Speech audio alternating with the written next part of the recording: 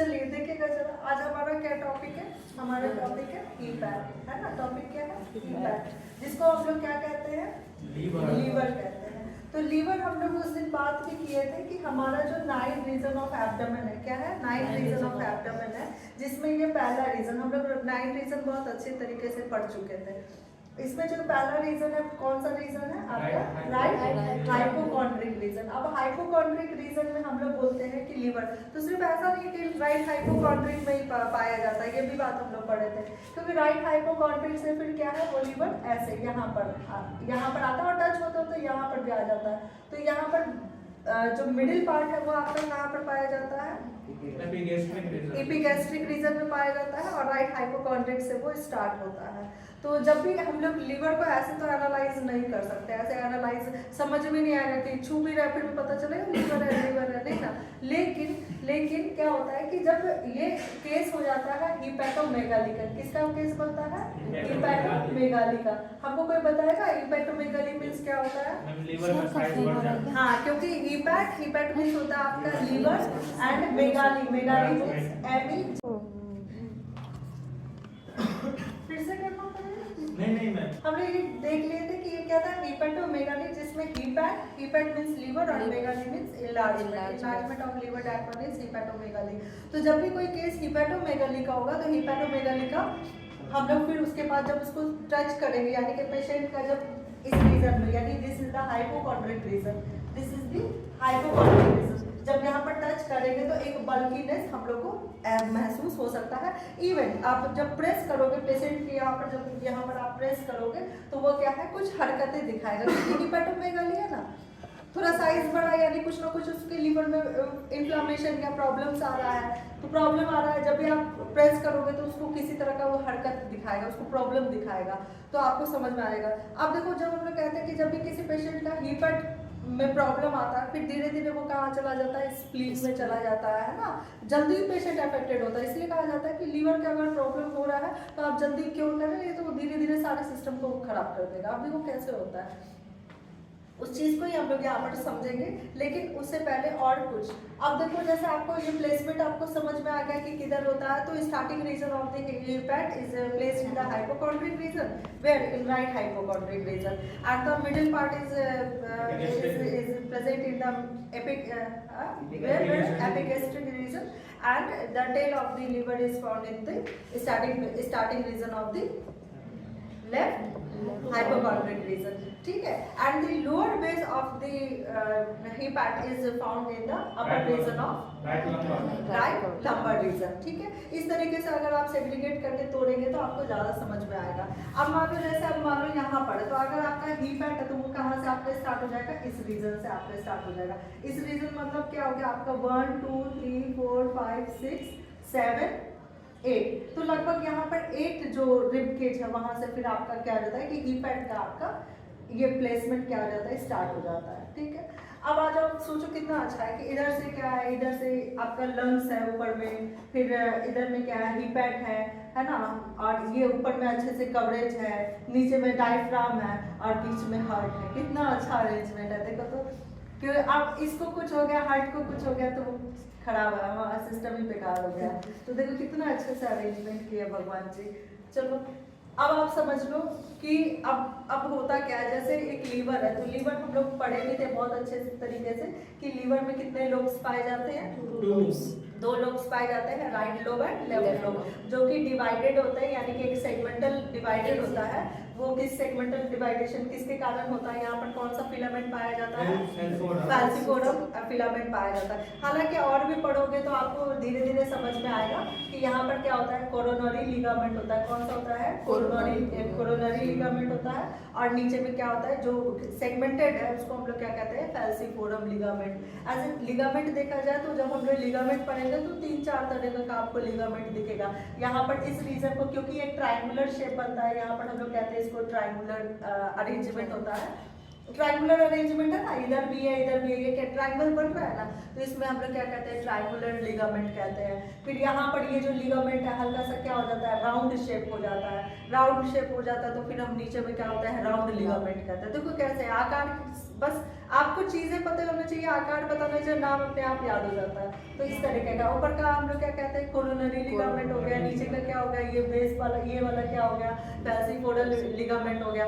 ये mainly फैल्सीफोरम ligament के किसको दो लोब्स में क्या करता है, डिवाइड करता है, किसको, लीवर को, है ना। तो लीवर को डिवाइड करता है। अब मान लो जैसे अब आपको एडजस्टमेंट पता चल गया, अब आपको इसका कलरेशन क्या है लीवर का, रेडिश ब्राउन है।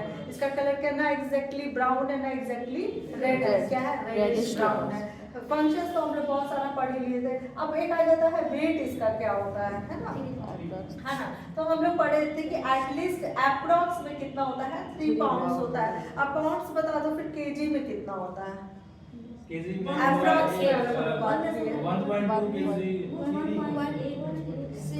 1.8 से 1.8 to 2.5 ऐसा कुछ केजी दिखता है, लेकिन ये 2.5 तो बहुत ज़्यादा हो गया। अब नहीं है ये सिर्फ कुछ बुक्स में मिल जाएगा। इवन शायद आप विकिपीडिया खोलोगे तो आपको दिखेगा ये रेंज वैल्यू, लेकिन आज के ज़माने में अभी ये 2.5 तो चल ही नहीं रहा है ना। 1.8 से 1.9 ऐसे 2 हो गया, 2 तक दिख जाएगा। ये 2.5 बहुत ज़्यादा हो गया, लेकिन ऐसे अप्रॉक्स में बात की है तो हम लोग चला सकते हैं, ठीक है। तो ये हो गया आपका वेट, इसमें और कुछ ज़्यादा तो छूट नहीं रहा। फंक्शंस आपको याद हो चुका है। अब देखो थोड़ा सा एक हम लोग अरेंजमेंट देख लेते हैं, आर्टरीज और वेन्स का अरेंजमेंट देख लेते हैं। देखो कैसे आर्टरीज और वेन्स एक दूसरे से कनेक्टेड, ऑर्गन से कैसे कनेक्टेड है। तो जैसे ये क्या आपका लीवर है, तो हम लोग पहले ही बोले कि एक ऑर्गन दूसरा ऑर्गन से क्या हो जाता है, कनेक्टेड हो जाता है। सही बात है। आप किसी सिस्टम में अगर काम करोगे, मतलब एक ऑर्गेनाइजेशन में काम करोगे, तो छोटे छोटे सेंटर्स होंगे। अब सब सेंटर्स का अपना अपना एक अहम भूमिका है, लेकिन मेन वर्क रोल एम क्या है कि हमको उस ऑर्गेनाइजेशन को अच्छा चलाना है। वैसे ही हमारे बॉडी में डिफरेंट ऑर्गन्स है, और सब ऑर्गन का अपना अपना फंक्शंस है, लेकिन सभी फंक्शन एक दूसरे को कोऑपरेट करके चलते हैं और एक दूसरे से जुड़े रहते हैं। जैसे HR डिपार्टमेंट फिनेंस डिपार्टमेंट से रिलेटेड रहेगा, फिनेंस कहीं हद तक एक मार्केटिंग डिपार्टमेंट से, तो सब क्या है, एक दूसरे से जुड़े हुए हैं ना। तो वैसे ही सेम है इसमें भी, हर एक सिस्टम में भी क्या होता है, एक दूसरे से सब जुड़े रहते हैं। अब जैसे एक एग्जांपल, क्योंकि हम लोग यहाँ पर सिर्फ लीवर पढ़ रहे हैं तो हम लोग लीवर से ही स्टार्ट करेंगे। तो ये हो गया लीवर। अब मान लो जैसे लीवर है, तो लीवर में भी क्या है, एक आपका कहीं से ब्लड आएगा और कहीं से ब्लड जाएगा। तो हम लोग को पता है कि जहाँ से ब्लड आता है वो कहाँ से आता है, आपका एरोटा से ब्लड आता है ना। एरोटा से क्या हो जाता है, ब्लड आता है। अच्छा ये बात तो आपको पता है कि आपका लीवर जो है वो लार्जेस्ट एंडोक्राइन ग्लैंड है। ये बात तो आपको पता ही होगा। चलो तो अब देखो कि हम लोग यहाँ पर ब्लड का देख रहे थे फ्लो, यानी कि जब भी हम लोग ब्लड का फ्लो, यानी कि ये पता है कि ऑर्गन से एक जगह से ब्लड आएगा, एक जगह से ब्लड जाएगा। तो जहाँ से ब्लड आता है वो क्या हो जाता है, हमारा कौन सा आर्टरी हो जाता है। जो ब्लड जाता है वो ऑर्गन से, वो क्या होता है, वो वेन के थ्रू चला जाता है। इतना तो पता है। अब देखो, अब जैसे ये क्या आपका लीवर है, तो ये लीवर है, यानी कि कहीं ना कहीं से इस पे ब्लड आ रहा है। तो वो ब्लड कहाँ से आ रहा है, आपका अरोटा से आ रहा है। अरोटा क्या आपका लार्जेस्ट आर्टरी है, अरोटा क्या आपका लार्जेस्ट आर्टरी है। हम आपको पढ़ाएंगे, आप क्लासेस कंटिन्यू सब कोई करोगे तो हम आपको आर्क ऑफ अरोटा पढ़ाएंगे। आर्क ऑफ अरोटा में आपको पूरा अरेंजमेंट समझ में आ जाएगा। एक बार आर्क ऑफ अरोटा पढ़ लोगे, याद करने में थोड़ा डिफिकल्टीज होती है, लेकिन एक बार पढ़ लोगे आपको पूरा आर्टरीज, वेन्स ये सब समझ में आ जाएगा कि किसका कौन सा आर्टरी कहाँ से निकल रहा है, किस आर्टरी का क्या, इतना इम्पोर्टेंट है। लेकिन वो हम लास्ट में पढ़ाएंगे। तो ये समझना, जैसे ये आपका क्या है, लीवर है। तो लीवर यानी कि कहीं ना कहीं से ऑक्सीजनेटेड ब्लड आ रहा है, यानी ऑक्सीजनेटेड ब्लड वो कहाँ से कंटिन्यू करेगा, अरोटा से कंटिन्यू करेगा। तो अरोटा से आपका जो आ रहा है लीवर में, जो आर्टरी आ रहा है, सिंपल सी बात है, आर्टरी आ रही है ना, किस में आ रही है आपकी, किस में आ रही है आपकी, हीपैट में आ रही है। तो हीपैट में आ रही है तो हम लोग सिंपल नाम क्या, हम लोग हीपैटिक आर्टरी कह सकते हैं। कितना इजी है, आर्टरी है, अरोटा से आर्टरीज निकल रही है और आर्टरीज आपके लीवर में ज्वाइन की है, इसको क्या कहेंगे हम लोग, हीपैटिक आर्टरी।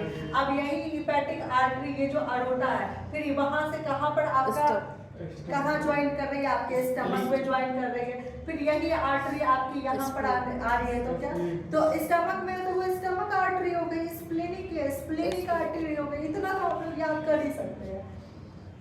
अब उसके बाद फिर यही जो, अच्छा ये जो अरोटा है, अरोटा से जो ये आर्टरी निकल रही है, ये जो आर्टरी है, इस आर्टरी को हम लोग मेसिमेट्रिक आर्टरी भी कहते हैं। क्या कहते हैं? मेसिमेट्रिक आर्टरी। इसको बस याद रखना, कुछ कुछ टर्म्स याद करने होते हैं। ये क्या है? मेसिमेट्रिक आर्टरी। अब यही मेसिमेट्रिक आर्टरी फिर से सब डिवाइड हो रही है इंटेस्टाइन में, तो आप क्या इंटेस्टाइनल आर्टरी नहीं बोल सकते। मतलब कॉपी आप अच्छे से सजा के जब आप ड्रॉ करोगे तो आप ये सारे नाम्स क्या है आप लिख देना, तो जो भी कॉपी आपके चेक करेंगे उनको अच्छा लगेगा नॉलेजेबल है। तो यहाँ पर क्या ये आपका इंटेस्टाइनल या मेसिमेट्रिक से आ रही है, इंटेस्टाइन में आ रही है आर्टरीज यानी ऑक्सीजनेटेड ब्लड आ रहा है। अब जैसे ही ऑक्सीजनेटेड ब्लड, ये बस हम दिखाए हैं कि किस तरीके से सारा ये आर्टरी से ऑक्सीजनेटेड ब्लड आ रहा है किसी ऑर्गन में एक तरफ से आ रहा है और फिर दूसरी तरफ से भी जा रहा है। किसके माध्यम से? वेन्स के माध्यम से। यानी एक जगह कोई एक ऑर्गन एक जगह से आर्टरी से आ रहा है, ऑक्सीजनेटेड ब्लड आ रहा है, उस ऑर्गन में ऑक्सीजन जा रहा है और जैसे ही ऑक्सीजन ले लेता है वो ऑर्गन ऑक्सीजन ले लेता है तो फिर वो डीऑक्सीजनेटेड ब्लड हो जाता है। तो डीऑक्सीजनेटेड ब्लड आपके वेन्स के माध्यम से वापस चला जाता है। कहाँ चला जाता है? कहाँ जाता है? हार्ट में जाता है। कहाँ जाता है? आके वापस हार्ट में जाता है। तो यानी कि हम लोग पहले भी पढ़े थे कि एक तरफ से यानी कि जहाँ से आ रहा है कि आपका जैसे यहाँ ये देखो पहले, ये जैसे अरोटा है, अरोटा से आपका आ रहा है तो कहाँ से आ रहा है? आपके हार्ट से आ रहा है। और जब वापस जाता है ब्लड तो फिर कहाँ जाता है आपका? हार्ट में जाता है। किसके माध्यम से जाएगा? याद करो, inferior vena cava. Inferior vena cava उस फिगर में देख लो, इंफीरियर वेना कावा है, इंफीरियर वेना सारा का सारा ये जितना भी वेन्स है ना, वेन्स ये सारा का सारा फिर किधर मिल जाएगा? आपका इंफीरियर वेना कावा। और इंफीरियर वेना कावा से फिर आपके सारा का सारा ब्लड किधर चला जाएगा? अरे हार्ट में कहाँ जाएगा? राइट आर्टरी में। और फिर उसके बाद वो जो सर्कुलेशन प्रोसेस है वो क्या हो जाए? सर्कुलेटरी प्रोसेस है वो क्या होगा? आपका चलता रहेगा। एक बार और समझा दे है ना? देखो अच्छे से समझना। जैसे ये आपका लीवर है, ठीक है, लीवर है यानी कि आपका एक जगह से ब्लड आ रहा है और एक जगह से ब्लड जा रहा है। तो जहाँ से आता है उसको हम आर्टरी कहते हैं। जो ऑक्सीजनेटेड ब्लड आता है उसको हम लोग क्या कहते हैं? आर्टरी कहते हैं। और फिर जो ऑर्गन से फिर निकल के जाता है ना, जिसके माध्यम से निकल के जाता है वो वेन्स से जाता है, वेन्स से जाता है। ठीक है, हमने कहा कि यहाँ पर हिपैट है और जो अरोटा से जो आपका आर्टरी निकल रहा है उसको हम लोग क्या कहते हैं? मेसिमेट्रिक आर्टरी कहते हैं। क्या कहते हैं? मेसिमेट्रिक आर्टरी। तो ये जो अरोटा से आपका हिपैट भी डायरेक्टली कनेक्टेड है उसको हम लोग क्या कह रहे हैं? हिपैटिक आर्टरी कह रहे हैं। क्या कह रहे हैं? Hepatic artery. आर्टरी है, अरोटा से निकल रहा है तो आर्टरी निकलेगा ना। अब आर्टरी निकलेगा हिपैट में जा रहा तो हिपैटिक आर्टरी है। अब यहाँ से वही आर्टरी आपका स्टमक में आ रहा है, भैया स्टमक को भी तो चाहिए ब्लड। अब स्टमक से आ रहा है तो स्टमक में आ रहा है तो इसको क्या कहेंगे? स्टमक आर्टरी कहेंगे। फिर यहाँ पर स्प्लीन को कनेक्टेड कर रहा है, स्प्लीनिक आर्टरी कहेंगे। इसमें इंटेस्टाइन को कनेक्ट कर रहा है, इंटेस्टाइनल आर्टरी कहेंगे। और बस वापस से जब सब निकल, अब देखो आ तो रहा है यहाँ से निकल रहा है। जब यहाँ से ये वेन्स के थ्रू निकलता है, यहाँ पर सॉरी ये हाँ, जैसे ये वेन्स के सब निकलता है तो फिर डायरेक्टली यहाँ पर कहाँ पर चला जाता है? आपके पोर्टल वेन में। और पोर्टल वेन के माध्यम से फिर धीरे धीरे आपका यहाँ पर इंफीरियर वेना कावा में ये चला जाता है। बहुत इंपॉर्टेंट है। देखो सारा का सारा ब्लड, मेरा समझाने का बस यही मतलब था, सारा का सारा चाहे वो स्प्लीन हो, आपका स्टमक हो, इंटेस्टाइन हो, है ना, ये सारा का सारा ब्लड आपका कहाँ जा रहा है? आप जो फंक्शंस में पढ़े थे, क्या पढ़े थे? It helps in purification of the blood. Blood का प्यूरिफिकेशन कैसे होगा? सारा का सारा डीऑक्सीजनेटेड ब्लड हो गया। डीऑक्सीजनेटेड ब्लड कहाँ गया आपके? कहाँ गया आपके? लीवर में गया। क्यों गया लीवर में? क्योंकि उसको ऑक्सीजनेटेड नहीं, उसको प्यूरिफिकेशन के लिए। क्योंकि हो सकता है वो अलग अलग घाटी पे गया है हमारा ब्लड, हो सकता है किसी तरह का अगेंस्ट चीज हो आपके बॉडी में जिसको डिस्ट्रॉय करना हो, अमोनिया हो आपके शरीर में, तो वो हम लोग क्या पढ़े थे फंक्शन को? अमोनिया को यूरिया में हेल्प करता तो फिर वो किडनी की तरफ भेज देगा। फिर हम लोग और क्या पढ़े थे कि कुछ बैक्टीरियल या कुछ चीजें हैं उसको वो किल कर देगा। अब वो किल कैसे करेगा? क्योंकि यहाँ पर एक सेल्स पाए जाते हैं, यहाँ पर कुछ अलग भी चीजें पाई जाती है, उसको कहते हैं हम कम्फर्ट सेल। क्या कहते हैं? Comfort cell. वो कम्फर्ट सेल क्या करता है? उसको किसी भी तरह का बैक्टीरियल या एंटी अगेंस्ट जो आपके बॉडी में नहीं चाहिए उसको वो क्या कर जाता है? किल कर देता है। क्या कर देता है, याद रखना, ये सब नाम याद रखना कंफर्ट सेल। अब देखो ये चीजें समझ में आए कि ये सारा का सारा कॉन्जॉइंट होकर किधर जा रहा है, आपका लीवर में जा रहा है, ये प्यूरिफिकेशन होगा, यानी कि यहाँ पर ऑक्सीजनेटेड नहीं होगा, ऑक्सीजनेटेड का काम दूसरे का है, यहाँ पर क्या होगा, प्यूरिफिकेशन ऑफ ब्लड। इसीलिए जब भी आप फंक्शंस में आप पढ़ते हो, आप हमको बार बार बोले थे it helps in purification of blood. How, तो ये इसका आंसर है। यहाँ से ये वो प्यूरिफिकेशन हो गया by the help of comfort cell and other cell, mainly comfort cell इसमें हेल्प करता है। और फिर यहाँ से जब प्यूरिफाइड हो जाता है आपका ब्लड, तो फिर वापस से आपके कहाँ पे कॉन्जॉइंट हो जाता है, कहाँ चला जाता है, इंफीरियर वेना कावा से फिर कहाँ चला जाता है, आपके राइट आर्टरियम में। आया, इतना चीज समझ में आई। अब देखो और चीजें समझो। हमने एक और चीज पढ़ा था कि आपने ही मुझे अभी समझाया बताया था कि इसमें क्या हो जाता है, मोर देन 1000 लॉब्यूल्स होते हैं। यानी कि लॉब्यूल्स क्या, यानी कि जो हार्ट का जो सेल्स है, तो अब मान लो हार्ट का अगर हम लोग सेल्स की अगर हम लोग बात करें तो वो लगभग इस तरीके का दिखता है, हेक्सागोनल स्ट्रक्चर्स में दिखता है। अभी जो हार्ट का हार्ट बोलते हैं, अब आपका जो हीपेट का जो ये सेल है लगभग ऐसा ही दिखता है, ठीक है, इस तरीके का अरेंजमेंट है। इसमें एक बहुत अच्छा टॉपिक है, क्या है, हिपैटिक ट्राइपॉड। क्या टॉपिक है आपका, बहुत अच्छा, हिपैटिक ट्राइपॉड। ट्राइपॉड मतलब होता है कि जिसमें ट्राई मतलब क्या, तीन, ट्राई मतलब तीन, यानी कुछ आपको समझ में आ रहा है कि कुछ हिपैट का होगा और उसमें क्या होगा, तीन कुछ होगा। तो वो चीजें अब हम आपको समझाना चाह रहे हैं। ये बहुत इंपॉर्टेंट है और इसमें हमेशा क्वेश्चन आते ही रहते हैं।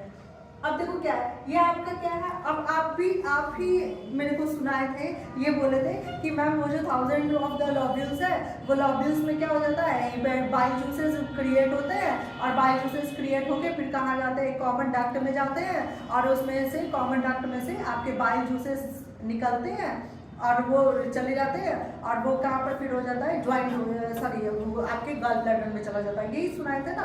अब देखो कैसे होता है, ये क्या आपका 1000 ऑफ द लॉब्यूल्स, इसमें क्या है, आपके सेल्स इसमें पाए जाते हैं। अब ये जो सेल्स है, अब जैसे मान लो ये एक सेल हम आपको दिखाया है सपोज, अब इसमें आप देखो हमने 3 कलर दिखाया है, ब्लैक दिखाया, ब्लू दिखाया और रेड दिखाया, यानी कि हम यहाँ पर कलरेशन तो नहीं कर रहे हैं, हम आपको समझाना चाह रहे हैं। देखो क्या है कि कोई भी सेल हो, उसमें से एक आपका आर्टरीज निकलेगा, एक वेन्स निकलेगा, और एक आपका, अरे यही छोटा छोटा चीज है, तो फिर धीरे धीरे सबसे जुड़ती है ना। जैसे हम लोग मान लो यहाँ पर पोर्टल वेन्स बोल के निकल गए, तो इसमें क्या वेन्स रहता है। जैसे मान लो, जैसे हम बोलते हैं यहाँ पर अरोटा के बाद हमने वर्ड चेंज कर दिया आर्टरी, यानी अरोटा डायरेक्टली तो कनेक्टेड नहीं होगा ना किसी ऑर्गन से, अरोटा फिर किस में कन्वर्ट करेगा, आर्टरीज में, उससे पतला होगा, फिर आर्टरीज हर एक सेल से कनेक्टेड होगा bye the help of capillaries, होता तो वही है। फिर उसके अनुसार वो अपना चेंज करता है ताकि वो ईच एंड एवरी इंडिविजुअल से वो मिल सके। तो जो कैपिलरीज है, सेम एज वही चीजें हम लोग यहाँ पर पढ़ रहे हैं कि तो वो यानी कि each and every hepatic lobule से आपका कैपिलरीज मिला होगा, चाहे वो वेन्स का कैपिलरीज हो या फिर आर्टरी का कैपिलरीज हो, मिला तो आपका हर एक सेल से है। अब ये देखो, जैसे एक हम लोग ट्राइपॉड बनाए, हिपैटिक का बना है। अब हिपैटिक का जो बीच का जो जस्ट सेल दिखा रहा है, बीच में जो डॉट दिखा रहा है, that one is the central vein, that one is the central, वो सेंट्रली पार्ट है, ठीक है, वो तो उसमें कोई प्रॉब्लम नहीं है, सेंट्रल वेन कहते हैं, ये बीच वाला पार्ट। अब इसके जो साइड में है, हेक्सागोनल स्ट्रक्चर है, इसके साइड में देखो हमने ट्राइपॉड बनाया। ये ट्राइपॉड क्या होता है, एक आपका आर्टरीज, रेड वाला आर्टरीज को शो कर रहा है, यानी कि रेड आर्टरी कैपिलरीज इसमें से निकलेगा।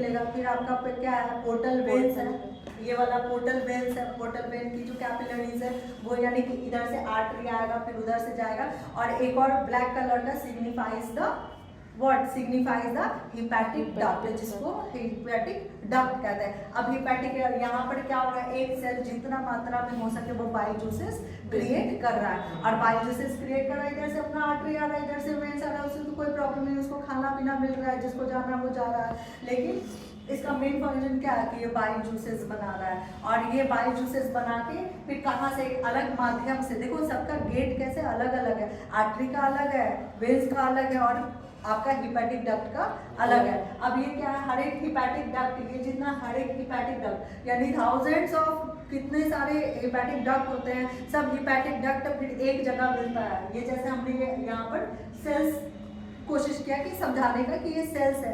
अब हर एक सेल्स अपना अपना एक हिपैटिक डक्ट तो बनाएगा, हर एक सेल्स अपना अपना हिपैटिक डक्ट बनाएगा, यानी उसमें से वो क्या है, बाइल जूसेस निकालेगा। बाइल जूसेस निकाल के कहाँ पर भेजेगा, इस नली में।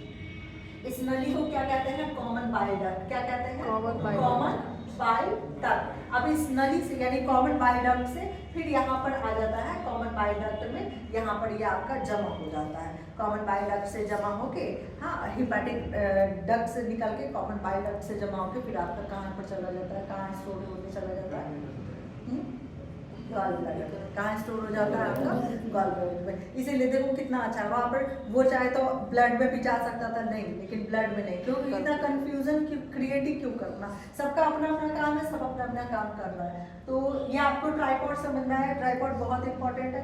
अगर इसका और भी विस्तारित पूर्वक अगर आप देखना चाहोगे तो ऐसे करके एक हिपैटिक डक्ट बन जाता है।